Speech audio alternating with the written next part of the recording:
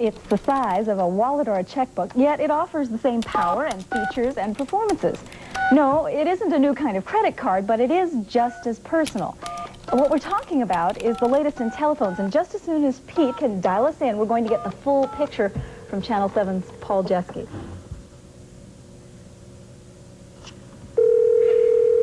There he is. Hello, Paul. We're sorry. The cellular one telephone will line, or it's out of the phone. Thank you, Watson. Cell phones have come a long way. Our cell phones are a part of us nowadays. They connect us with friends and family. They tell us how to get to places, where to eat, help us shop. Our phones are extensions of ourselves. We experience the world through them. They share our memories, our most intimate moments. Sometimes they see us at our most vulnerable and know our darkest secrets. They're an integral part of our now digital lives, and a blessing in disguise for those who wish to know everything about you.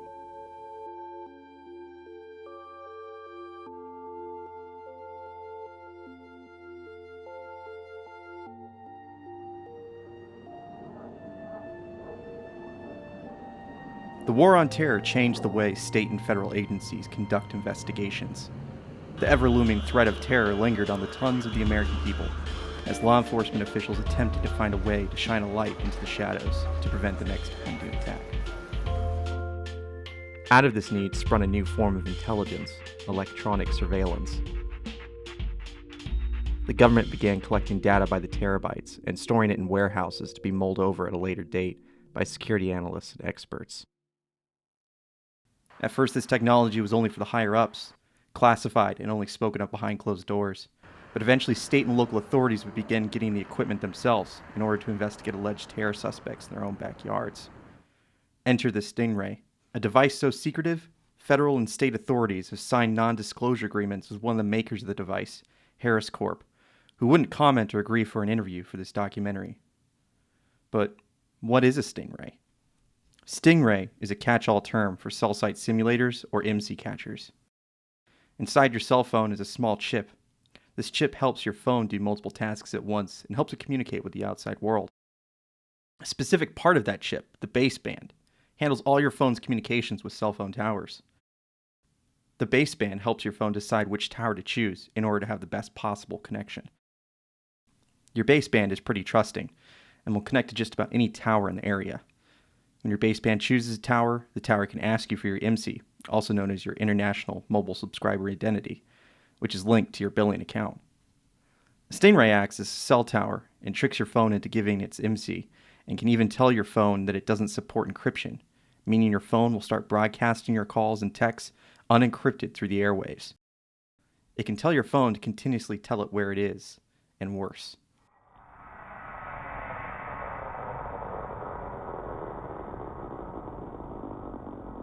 Nathan Fried Wessler is a staff attorney at the American Civil Liberties Union.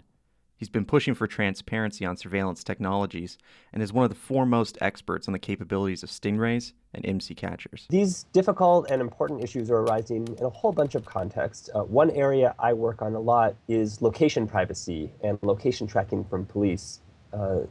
That is enabled by a number of different technologies, from license plate readers, which can be mounted on police cars or stationary utility poles and can snap images of every license plate that goes by and then geotag them and feed them into huge databases, to law enforcement requests to cell phone companies for a person's cell phone location information, either real-time tracking where the phone company is required to send silent pings to the phone to learn where it is over time, or access to historical records that the phone companies store for months or years at a time that can paint a very detailed picture of where somebody has gone and who they've spent time with. And then police use of their own technology that allows cell phone tracking, often called cell site simulators or Stingray devices, which mimic cell phone towers and force not only a suspect's phone, but also bystanders' phones in the area into reporting back their identity and their location. It's like a game of Marco Polo, the kids' pool game. The Stingray device sends out a signal that says, "Hey, Marco, who's in the area?" And then every phone is forced to send back a signal that says, "Oh, Polo, I'm over here. I'm phone 325-62545. And the phone in the next house over says, "Oh, I'm over here too. I'm phone 671-212-131. And every phone in the area keeps on sending back its unique identifying information. And then using those transmissions, the device can very precisely pinpoint the location of phones. And importantly, even when a Stingray device is looking for a particular suspect's phone, in the background, by design, it's also forcing all those bystanders' phones to register in with it as well. But the signals they transmit cross the walls of houses and offices and other private areas protected by the Fourth Amendment. And they can even have the effect of blocking people's cell phone service and causing their calls to drop because this is a fake cell tower. It's not actually connected to the cell phone network. And so if it's tricking a phone into connecting with it, that's often going to be a dead end for any call that the caller is trying to make. Law enforcement officials claim these devices are being used in investigations into criminal activities, but some journalists have discovered that that's not always the case. Sam Richards is an independent investigative journalist based out of Minneapolis, whose newspaper, the North Star Post, has been investigating the use of surveillance tech on protesters. So in Minneapolis, we had a huge protest over the police killing of Jamar Clark. The protest started off because people at the scene were saying that he was handcuffed when the police shot him. And no video evidence supporting either side has really come out to clear things up. So a protest formed, and people camped out outside the 4th Precinct headquarters in North Minneapolis, which is an area that's most predominantly people of color. At one point, I went over there to see if there was any type of cell surveillance going on using a savvy tool called Snoop Snitch, which is just another cell phone that can detect when nefarious things are being done or trying to be done to the phone. And almost immediately upon getting there, I went to sit by one of the fires that was in the street, just talking to people. I pulled out the cell phone, and lo and behold, there was 2 attempts, which looked exactly like what an MC catcher would do. This technology, if used in inappropriate ways, can chill people's speech and association, could be used to target dissidents, could be used to surveil protesters. It could be used in the service of a really disturbing police state. It's been interesting to try and track down which agency could have been behind it, because in Minnesota, the Bureau of Criminal Apprehension, which is a state-level law enforcement, they have 2 devices that could have done it. We have the U.S. Marshal Service, which has a Stingray, and we have Hennepin County Sheriff's Office, which also has a similar device called a Kingfish.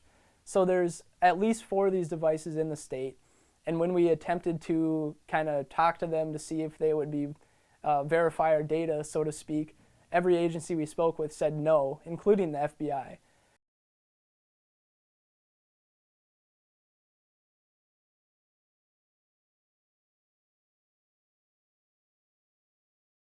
Sure, police and other agencies didn't talk about their new gadgets. But Sam had found something even more interesting in regards to the FBI and Stingrays. So I uncovered in May about FBI planes flying around American cities, doing surveillance of some kind. And so I published the tail numbers of 100 of these aircraft after tracking back the fact that they were registered to fake companies that didn't exist. These companies were named things like FVX Research or NG Research, things like that seemed really fake. So I looked into those companies. It turned out that they didn't have any presence on Secretary of State websites, and they were simply there for the purpose of registering airplanes.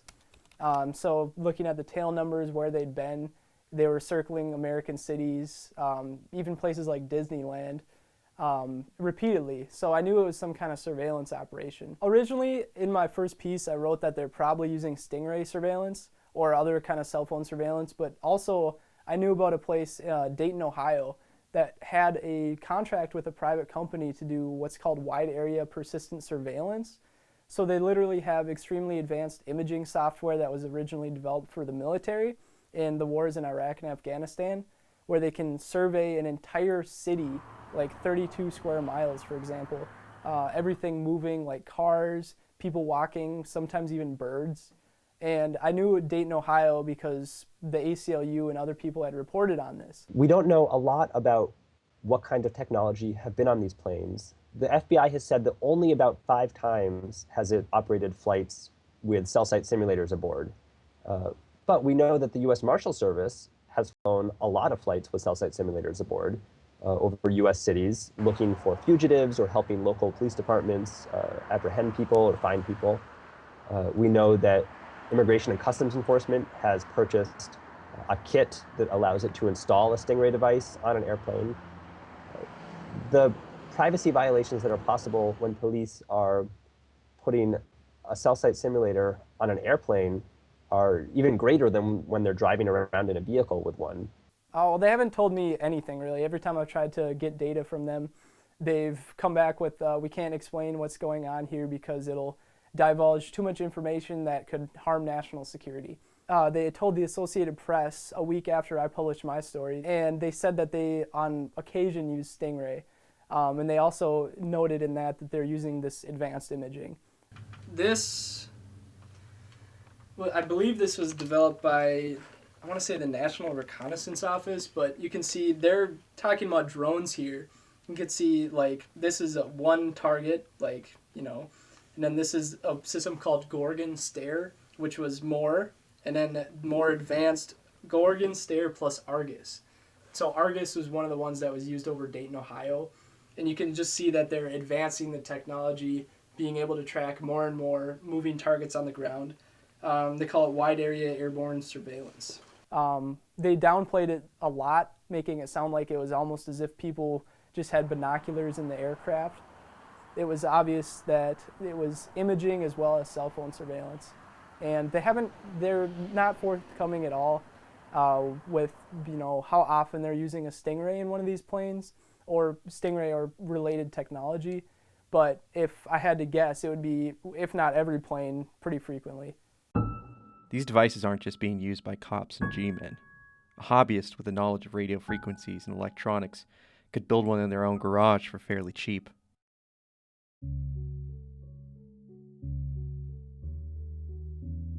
A Blade RF usually runs for around $400. Hypothetically, it could be wired to act like a base station and intercept phones in the area, making them vulnerable to all sorts of nefarious attacks.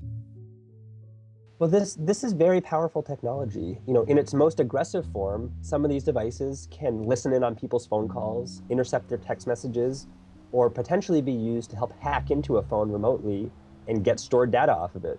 Under U.S. federal law, it's currently illegal for any private person to buy, own, or operate a device with these capabilities. But that doesn't mean it's not happening. PhD students and hobbyists have shown that it's possible and even relatively easy with a little technical know-how, with just a couple $1,000s, to buy a cell site simulator type device. These devices can really lay bare lots of sensitive parts of people's lives. There are companies in countries all over the world that are making this technology. We know of a few companies in the United States, the Harris Corporation. There's a subsidiary of Boeing called DRT. There's another company called Selexion. Those seem to be mostly selling, as far as we know, to domestic U.S. buyers, although they may be obtaining licenses from the federal government to sell this technology abroad as well. It would require a special license in some cases for some of these devices to do that. They actually brag, the manufacturers of this technology, brag about the fact that they can scoop up thousands of people's cell phone records. But we know that there are companies in Germany, in Brazil, Israel, China, and a number of other countries that are making nearly identical devices and selling them to governments all over the world. So, you know, this is not a capability that is just limited to the U.S. intelligence agencies or the military or even to the FBI. It's really widespread, which is part of the reason why it is so ridiculous that the government at the federal level and state and local agencies have insisted so hard that this is some top secret intelligence tool that they can't talk about. It's out in the open. It's been sold and bought all over the world. What we need is basic information about how it's being used and what the limits are. I wanted to see if I could catch an MC catcher myself. So I went to Amazon, found a techie friend, and set up my own Snoop Snitch phone. After having the phone for 2 weeks, I got my first ping. While checking out equipment at the Walter Cronkite School of Journalism in downtown Phoenix, my pocket buzzed. An MC catcher had been used in the area. Journalism students at the Walter Cronkite School could have had their data looked at or seized. Just a few blocks away is the Arizona Republic. Had journalists had their data breached and searched? What were they looking for? And who was doing the looking? We reached out to multiple agencies who either had no comment, said it wasn't them, or just didn't respond. In the United States, we have a robust regime of regulation of police stemming from the Fourth Amendment and federal and state laws. Some countries have similarly strict legal regimes, but others don't. And in those places, the harms could be even more severe. So the technology proliferating is troubling because of how powerful it is. Well, as technology continues to evolve and to explode, of course, these questions of the constitutional right of privacy get a lot more difficult. And it is this senator's belief that the FBI, when employing this kind of device, would in fact use those constitutional protections. The question is raised, however, by the news articles that we have seen. When this device is turned over to local law enforcement, are they being adequately trained on the judicial protections?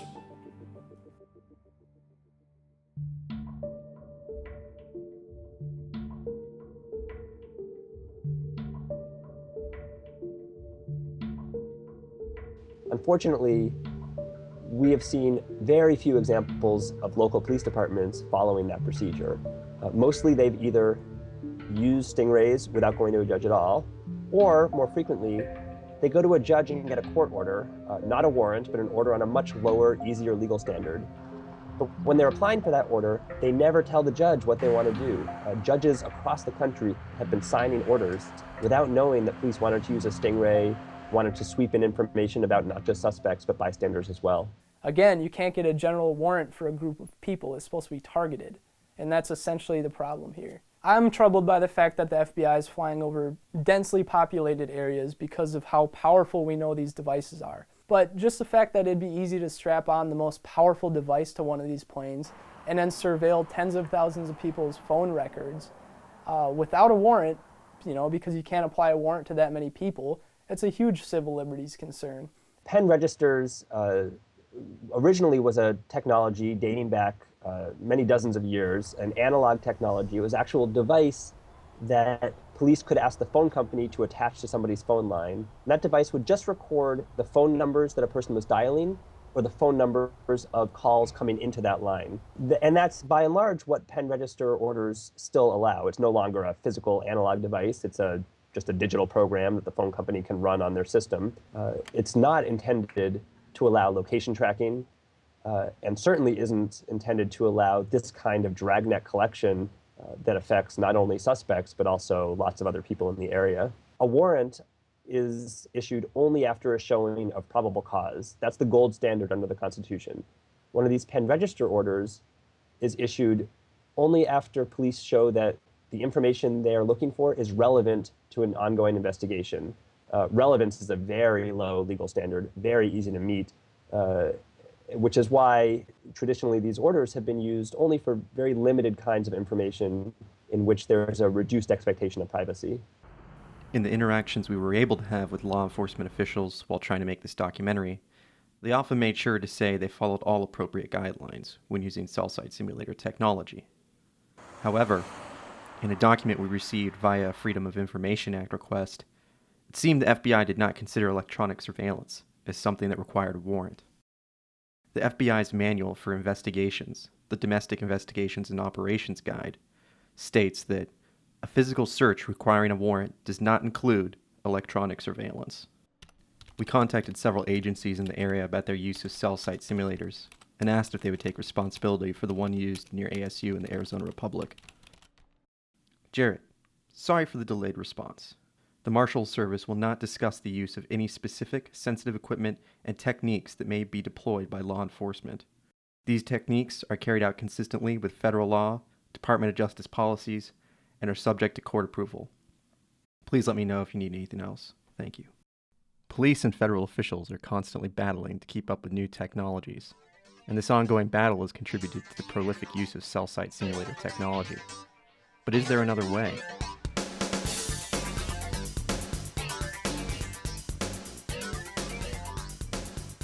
Scott Schober at Berkeley Veritronic Systems may have an alternative. Scott is the president of the New Jersey-based tech company which created a device called the Wolfhound. The Wolfhound can detect and find cell phones and is non-intrusive and cheaper than Stingray and Kingfish devices purchased by many law enforcement agencies.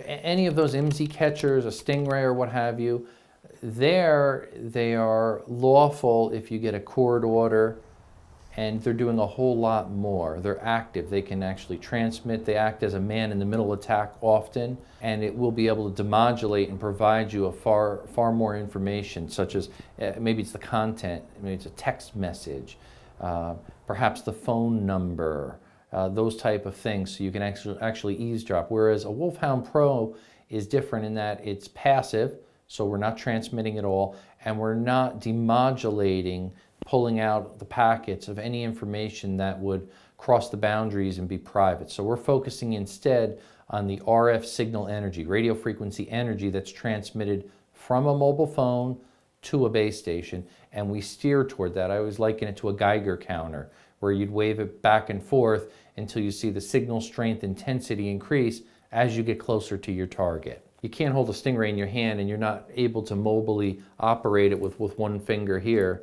and a screen. A Stingray is a box, and you've got to have antennas and wire and power, whereas say you get close to your target, but now maybe you're on a street. You can't just pick the Stingray up and run up through a building and chase down and find which is the door where the suspect drug dealer is, for example. But it's kind of hard if they're only looking for a single target and they have all this other data and metadata. It tells you a lot about where somebody is, where they're going, who they're talking to, information that's flying over the air. That could be scary and could be compromised if it's used wrongly. It's easy to begin to feel paranoid after hearing all this information about government surveillance and the capabilities of a hobbyist or hackers.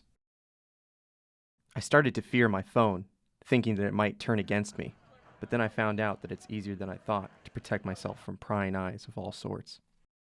There's a lot of great open source things like Signal for texting and calling that's end-to-end encrypted, so no one in the middle can read it and intercept your communications. You just need to kind of look, and it doesn't take long to learn about what to look for and what to avoid when it comes to these things. You have things like Wicker. You have clinics that are being put on to teach the public how to engage in encryption. So when I hear folks talk about a lack of real harm, or there's, NSA surveillance is essentially benign because Americans are not deliberately targeted, which I think is a very dubious notion. But even if you take that on face value, just the act of government surveillance itself is having a chilling effect on our society, and I think we need to have a much more robust dialogue about that. The FBI is complaining that we're going dark in part because of the things that you just mentioned, encrypted operating systems and secure messaging systems, et cetera. But people are taking these on because they think of themselves as living in a surveillance society. And it feeds their going dark perception and causes the government to then take on more and more intrusive surveillance techniques. And in the absence of reform, I don't think that this is going to be a helpful cycle for anybody involved.